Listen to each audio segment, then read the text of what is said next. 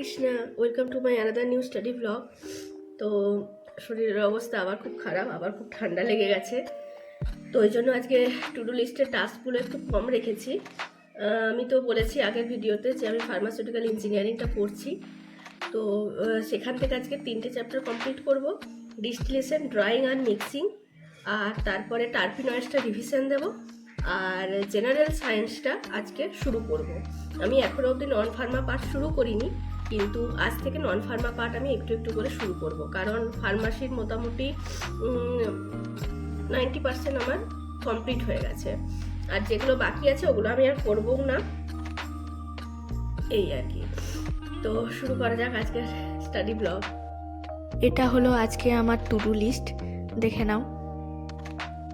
আজ আমি তোমাদের সাথে টাইম ম্যানেজমেন্ট নিয়ে কিছু টিপস শেয়ার করব।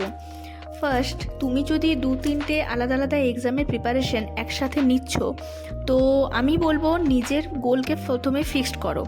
তোমার কাছে ফার্স্ট প্রায়োরিটি হবে সিলেবাস কমপ্লিট করা। পুরো সিলেবাস কমপ্লিট কেউই করতে পারে না, অন্তত যারা আমার মতো এই ইয়ার থেকে প্রিপারেশন স্টার্ট করেছো।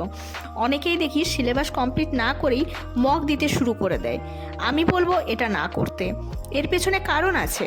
ধরো তুমি বিনা প্রিপারেশনে মক দিতে বসেছো, ফলে স্বাভাবিকভাবেই তুমি 95% কোশ্চেন কিন্তু বুঝতেই পারবে না যে এটা কোন চ্যাপ্টার থেকে এসছে।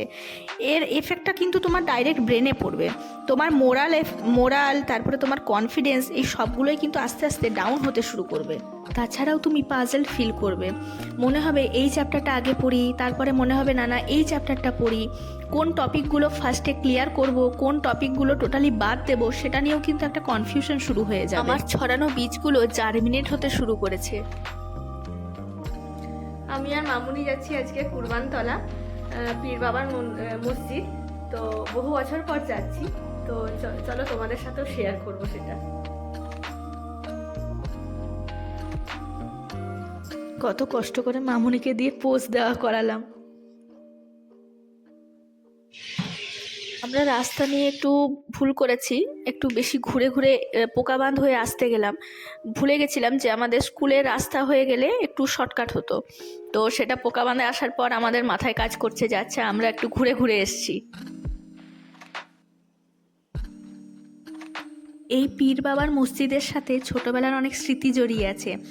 এই মসজিদটা যে পাড়াতে, সেখানে ছোটবেলায় আগে আমরা ভাড়া থাকতাম। প্রতিদিন বিকেলবেলা এখানে আসতাম, খেলা করতাম। আজ না জানি কত বছর পর যে যাচ্ছি, পুরনো স্মৃতিগুলোতে ধুলো পড়ে গেছিল। আজ যেন আবার সেটা নতুন করে জায়গা করলো আমার জীবনে। এসে এত ভালো লাগছে, এত মনোরম পরিবেশ, মনটা কিছুক্ষণের মধ্যে একদম পুরো ঠান্ডা হয়ে গেল। মন্দির থেকে বেরিয়ে পুরনো সেই পাড়া দিয়ে যেতে যেতে চোখের কোণে জল নেমে এলো। কত স্মৃতি, কত খেলাধুলা, কত বন্ধু ছিল এই পাড়াতে। ওইসব বন্ধুদের নামও মনে নেই, যোগাযোগও নেই, জানি না তারা সব এখন কোথায় আছে।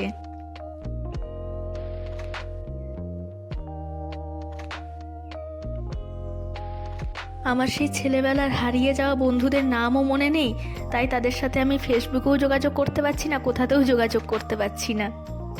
মসজিদ থেকে বেরিয়ে এখানে একটা পঞ্চমুখী হনুমানজির মন্দির প্রতিষ্ঠা হয়েছে, এটা কিন্তু আমি জানতামই না। দেখে এত ভালো লাগলো, কিন্তু তালা দেওয়া ছিল তাই ঢুকতে পারলাম না। এটা হলো আমার স্কুল। এখানে আমি ক্লাস 5 থেকে 10 অবধি কাটিয়েছি। ছোটবেলায় যখন প্রায়ই বলতাম যে কবে যে বড় হব, আর এখন যখন সত্যিই বড় হয়েছি তখন মনে হচ্ছে যদি আর একবার ফিরে পেতাম ওই ছোটবেলাগুলো, তাহলে কতই না মজা হতো।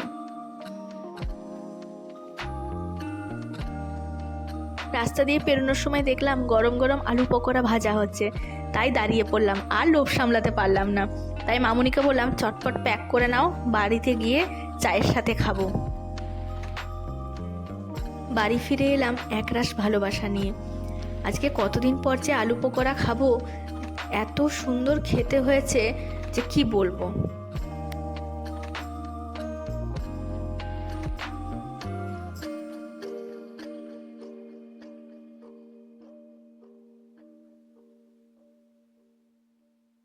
এই পার্সেলটা 2 দিন ধরে হলো পড়ে আছে।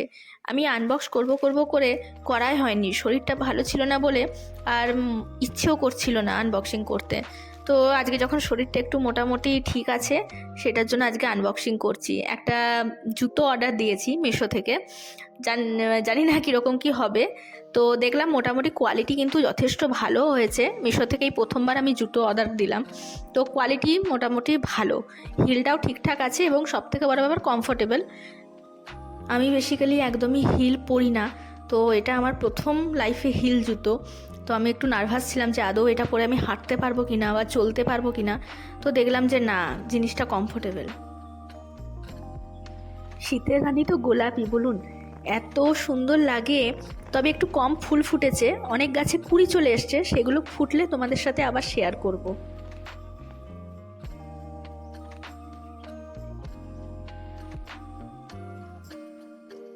দেখা হবে পরের একটা নতুন ভিডিওতে। ওকে, বাই।